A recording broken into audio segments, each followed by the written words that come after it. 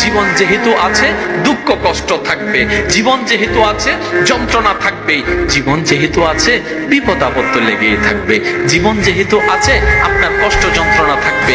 কারণ এই জীবনটা দুনিয়ার, আর এটা দুনিয়া, এটা জান্নাত নয়, এটা জান্নাত নয়, এটা জান্নাত নয়। আর মুসলমানদের সুখের জায়গা তো দুনিয়া নয়, জান্নাত। ধনীকে গরিব বানাতে আল্লাহর 1 সেকেন্ডও লাগে না। ওই বিশাল প্রাসাদ থেকে টেনে ভাঙ্গা থালা হাতে দিয়ে রাস্তায় নামাইতে আল্লাহ কয় সেকেন্ড লাগে বলেন তো? 1 সেকেন্ডও লাগে না। তুমি কি পাপ করেছো, কি অন্যায় করেছো? তুমি জানো না আমার রব কত মেহেরবান, তিনি কত দয়ালু, তিনি ভালোবাসার আধার, তিনি করুণার আধার।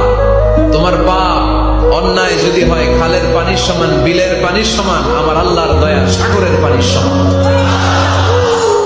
জীবন আপনাকে অনেক কিছু দিবে, আবার কেড়ে নেবে। আল্লাহ এভাবেই পৃথিবীটাকে সাজিয়েছে। ইয়াউমুন লাকা ওয়া ইয়াউমুন আলাইকা, একদিন আপনার ভালো যাবে, আরেকদিন খারাপ যাবে।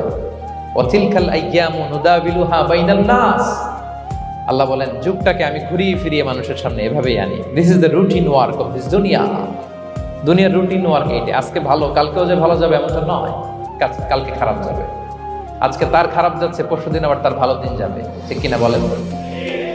তোমার ঘরের সামনে যদি তোমার দুশমনও কখনো হাত পাতে, ফিরিয়ে দিও না যদি তোমার সামর্থ্য থাকে।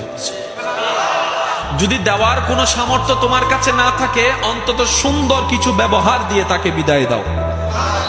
কারণ সে তোমার দুশমন হতে পারে, কিন্তু তোমার রবের তো বান্দা। এই চিন্তা মানুষের মাথায় যে ক্রিয়েট করে, সেটার নামে ইসলাম, এটার নামে কোরআন, এটার নামে হাদিস, এটার নামে নবী রাহমাতুল লিল আলামিন। সুবহানাল্লাহ।